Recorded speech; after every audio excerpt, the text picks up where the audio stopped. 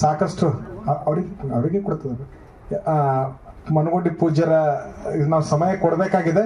ಆದರೂ ಕೂಡ ಇವತ್ತಿನ ಕಾರ್ಯಕ್ರಮದ ಅಲ್ಲಿ ಬ್ರಹ್ಮಕುಮಾರಿ ಆಶ್ರಮದ ಆಲ್ಮೇಲ್ ಬ್ರಹ್ಮಕುಮಾರಿ ಆಶ್ರಮದ ರಾಜಯೋಗಿಣಿ ರೇಣುಕಾ ಅಕ್ಕನವರು ಪೂಜ್ಯರಿಗೆ ಸನ್ಮಾನ ಮಾಡುವುದರೊಂದಿಗೆ ತಮ್ಮ ನುಡಿಗಳನ್ನು ಸಮರ್ಪಿಸಲಿದ್ದಾರೆ.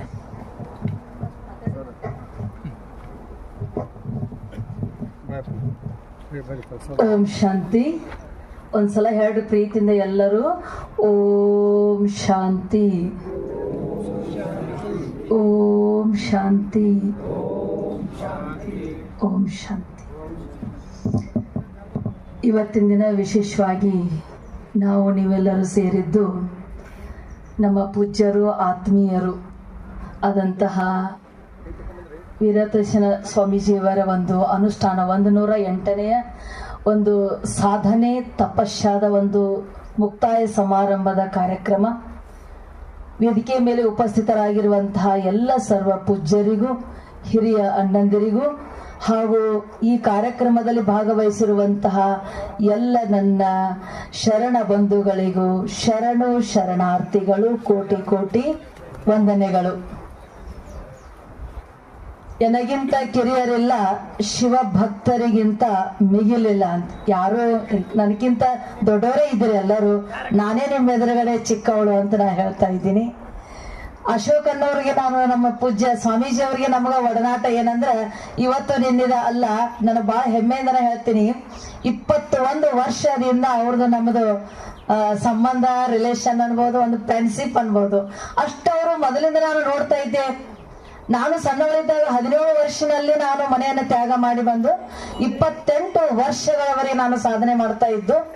ಬಿಜಾಪುರದಲ್ಲಿ ನಾನು ಯಾವಾಗಿದ್ದೆ, ಅವ್ರದ್ದು ನಮ್ಮದು BA ಕ್ಲಾಸ್ಮೇಟ್, ನಾವು ಇಬ್ರು BA ಕ್ಲಾಸ್ಮೇಟ್. ಅವರು ಬರ್ತಿದ್ರು ಕಾಲೇಜ್ಗೆ, ನಾನು ಹೋಗ್ತಿದ್ದೆ. ಅವರು ಬಹಳ ಸಾತ್ವಿಕ ಇದ್ರು. ಅವಾಗ ನಿಜವಾಗ್ಲೂ ಒಬ್ರು ಅನ್ನೋರು ಹೇಳಿದ್ರು, ನಮ್ ಬಸವರಾಜ್ ಅನ್ನೋರು ಹೇಳಿದ್ರು, ಅವ್ರು ಮೊದಲನೇ ಇದ್ರು ತ್ಯಾಗಿ ಅಂತೇಳಿ. ನಿಜವಾಗ್ಲೂ ಅವರು ಸ್ಟೂಡೆಂಟ್ ಲೈಫ್ ಒಳಗೆ ಅನ್ಬಹುದು ಅಥವಾ ಬ್ರಹ್ಮಚಾರ್ಯದೊಳಗ ನಮ್ದು ಅವರು ನಮ್ಗೆ ಭೇಟಿ. ಯಾವಾಗ ಯುವಕರು ಬ್ರಹ್ಮಚಾರಿ ಒಳಗಿದ್ರು ಅವಾಗ ಸ್ಟಡಿ ಮಾಡ್ತಿದ್ದೀವಿ. ಬಹಳ ಹುಷಾರ್, ಬ್ಯೂಟಿಫುಲ್ ಹ್ಯಾಂಡ್ ರೈಟಿಂಗ್, ಬಹಳ ಇಂಟೆಲಿಜೆಂಟ್ ಸ್ಟೂಡೆಂಟ್, ಆಜ್ಞಾಕಾರಿ, ಪ್ರಾಮಾಣಿಕ್, ನಿಷ್ಠಾವಂತ. ಯಾವಾಗ ಫಾಸ್ಟ್ ಇದ್ರಲ್ಲ ಅವ್ರ ಹಂಗೆ ಫಾಸ್ಟ್ ಅದಾರ. ಯಾವಾಗಿದ್ರು ಅವರು ಫಾಸ್ಟ್ ಆಗಿ, ಅದಕ್ಕೆ last so fast, fast so first ಬರ್ಲಿ. ಹೆಂಗ ನಾನು ಅವ್ರ ಹೆಸರನ್ನ ಕೇಳ್ತಕ್ಕಂತೆ ಅಶೋಕಣ್ಣ ಅವರು ನಮ್ ಲೌಕಿಕ ಮನೆಗೆ ಅವರು ಬಂದ್ರ ನಾನು ಕೂಡ ಹೋಗಿದ್ದೆ ಮೊದಲಾದ್ರು. ಅವ್ರ ಮನೆ ಒಳ್ಳೆ ಮನೆತನದೊಳಗೆ ಜನ್ಮ ಪಡೆದವ್ರು, ಒಳ್ಳೆ ತಂದೆ ತಾಯಿ, ಒಳ್ಳೆ ಪರಿವಾರ ಎಲ್ಲ ತ್ಯಾಗ ಮಾಡಿ ಬರ್ಬೇಕು. ಮಾಡ್ಬೇಕಂದ್ರೆ ಇದು ಸಾಮಾನ್ಯ ಮಾತಲ್ಲ. ಹೇಗೆ ನಾವು ಇತಿಹಾಸದೊಳಗೆ ಕೇಳ್ತೀವಿ, ಸಮ್ರಾಟ ಚಕ್ರವರ್ತಿ ಅಶೋಕ ತನ್ನ ಪ್ರಜೆಗಳನ್ನ ಬಹಳ ತನ್ನ ಮಕ್ಕಳಂತೆ ನೋಡ್ಕೊತಿದ್ರು. ಯಾವಾಗ ಕಳಿಂಗ ಮಹಾಯುದ್ಧ ಆಯ್ತು, ಆ ಯುದ್ಧದೊಳಗೆ ಅದನ್ನ ರಕ್ತಪಾತ ಎಲ್ಲಾ ಪ್ರಜೆಗಳು ಸತ್ತು ಹೋದದ್ದು ನೋಡಿ ಅವನಿಗೆ ವೈರಾಗ್ಯ ಬಂದ್ಬಿಡ್ತು. ಯಾವಾಗ ವೈರಾಗ್ಯ ಬಂತು ಅವಾಗ ಏನ್ ಮಾಡಿದ್ರಂದ್ರೆ ಅವರು ಬೌದ್ಧ ಧರ್ಮವನ್ನ ಸ್ವೀಕಾರ ಮಾಡಿದ್ರು. ಅವಾಗ ಬೌದ್ಧ ಧರ್ಮ ಜಗತ್ ಪ್ರಸಿದ್ಧ ಆಯ್ತು. ಅದರಂತೆ ಅಶೋಕಣ್ಣರು ಯಾವಾಗ ಈ ಸನ್ಯಾಸತ್ವ ಮಟ್ಟಕ್ಕೆ ಬಂದ್ರು, ಸನ್ಯಾಸಕ್ಕೆ ಒಂದು ಬೆರಳು ಬರ್ತದ ನಾ ಹೆಮ್ಮೆಯಿಂದ ಹೇಳ್ತೀನಿ. ಯಾಕಂದ್ರೆ ಅವರು ಬಹಳ ದಿಟ್ಟ, ನೇರ, ಯಾವಾಗಲೂ ಸತ್ಯ, ಪ್ರಾಮಾಣಿಕ. ನಾನು ಫಸ್ಟ್ ಈ ತೋಟಕ್ಕೆ ಬಂದಿದ್ದೆ 21 ವರ್ಷದಿಂದ. ಚಿಕ್ಕ ಗಿಡಗಳಿದ್ದು, ಒಂದು ಸಣ್ಣ ಒಂದು ಪತ್ರಾಯಿ ಸೆಡ್ ಇತ್ತು.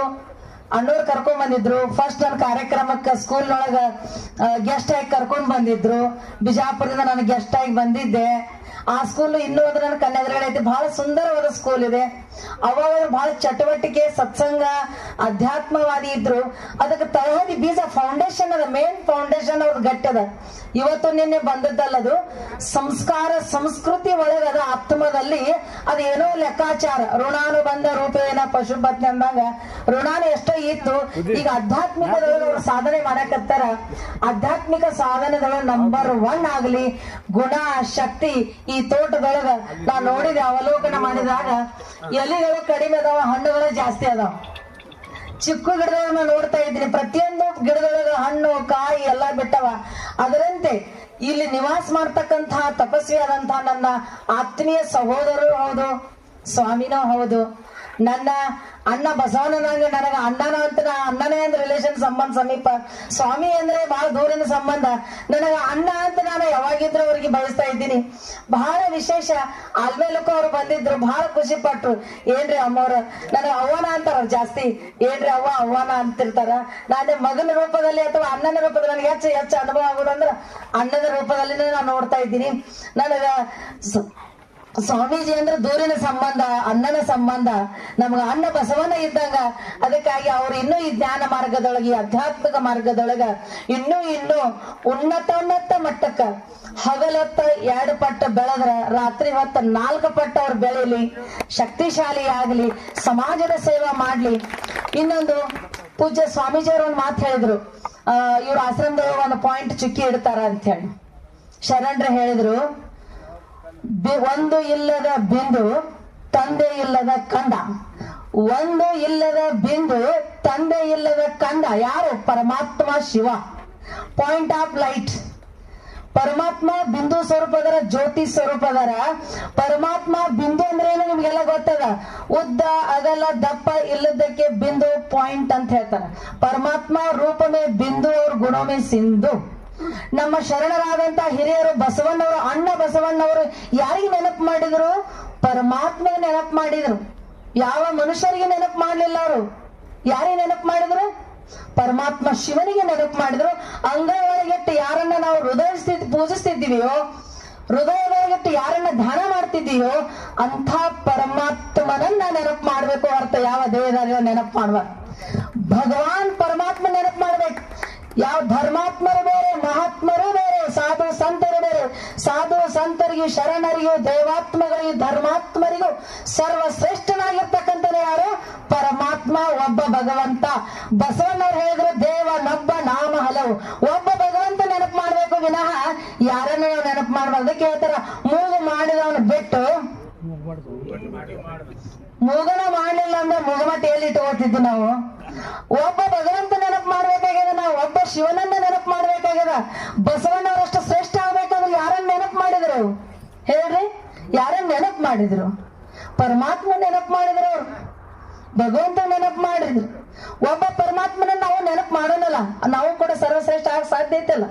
ಅವರು ಕೂಡ ಇದೇ ಭೂಮಿ ಮೇಲೆ ಆಗಿ ಹೋಗ್ಯಾರ ಶರಣರು, ಹೌದಾ ಇಲ್ರಿ? ಅದಕ್ಕಾಗಿ ನಮ್ಮ ಶರಣರು ಎಲ್ಲರೂ ಕೂಡ ಯಾರಿಗೆ ಒಪ್ಪಿದ್ರೆ ಒಬ್ಬ ಭಗವಂತ ಇದ್ದಾನ, ಆ ಒಬ್ಬ ಭಗವಂತನೇ ಬಂದು ಹೇಳಕತ್ತಾನ, ನನ್ನೊಬ್ಬನ ನೆನಪು ಮಾಡಿ ನೀವೆಲ್ಲ ಆತ್ಮ ಇದ್ದೀರಿ, ನಾವೆಲ್ಲ ಪರಮಾತ್ಮನ ಮಕ್ಕಳಿದ್ದೀವಿ. ನಾವೆಲ್ಲರೂ ಒಂದು, ಆಲ್ ಆರ್ ಒನ್. ನಾವೆಲ್ಲರೂ ಸರಿ ಸಮಾನ, ಈಕ್ವಲ್. ಮೇಲು ಕೀಳು ಜಾತಿ ಮತ ಇಲ್ಲ. ಜ್ಯೋತಿಗೆ ಜಾತಿ ಎಲ್ಲಿದೆ? ನಾವು ಆತ್ಮ ಏನಿದ್ದೀವಿ? ಜ್ಯೋತಿ ಇದ್ದೀವಿ. ಪರಮಾತ್ಮ ಪರಂ ಜ್ಯೋತಿ ಇದ್ದಾನ. ಆ ಪರಂ ಜ್ಯೋತಿ ಪರಮಾತ್ಮ ನೆನಪು ಮಾಡಿದ್ರ ನಮ್ಮ ಪಾಪ ಕರ್ಮ ನಾಶ ಆಗ್ತದ. ಭಗವಾನ್ ಏನ್ ಹೇಳ್ತಾನಂದ್ರೆ, ನೀವು ಗೃಹಸ್ಥದೊಳಗೆ ಇದ್ದುಕೊಂಡೇ ಸೇವಾ ಮಾಡ್ರಿ. ಕಮಲದ ಹೂ ಎಲ್ಲಿರ್ತದ ಹೇಳ್ರಿ? ಕೆಸರಿನಾಗ ಇರ್ತದ, ಹೌದಾ ಇಲ್ಲ ಹೇಳ್ರಿ? ಕೆಸರಿನೊಳಗೆ ಇರ್ತದ. ಅದ್ರ ಮಕ್ಕಳ ಪರಿವಾರ ಸಂಸಾರ ಎಲ್ಲ ಇರ್ತದ. ಬಟ್ ತಾ ಮಾತ್ರ ಹೆಂಗಿರತ್ರಿ? ಕಮಲದ ಹೂವ ನೀರು ಹಚ್ಕೊಂಡಿರಂಗಿಲ್ಲ, ಕೆಸರು ಹಚ್ಕೊಳಂಗಿಲ್ಲ. ಹಾಗೆ ನೀವು ಸಂಸಾರ ಎಂಬ ಸಾಗರದೊಳಗೆ ಇದ್ರೂ ಕೂಡ ನಿಮ್ಮೆಲ್ಲರ ಜೀವನ ಪವಿತ್ರವಾಗಿರಲಿ. ಪರಮಾತ್ಮ ನಮಗ್ ಕಲಿಸ್ಕೊಡದೆ ಅದೇ. ನೀವೇನು ಕಾವಿ ಬಿಟ್ಟು ಬಿಳಿ ಬಟ್ಟೆ ಎಲ್ಲ ಹಾಕೊಂಡಿದ್ರೆ ಆಗಂಗಿಲ್ಲ. ನೀವು ಗೃಹಸ್ಥ ವ್ಯವಹಾರ ಸಂಭಾಲನೆ ಮಾಡಿದಾಗ ಗೃಹಸ್ಥ ಆಶ್ರಮ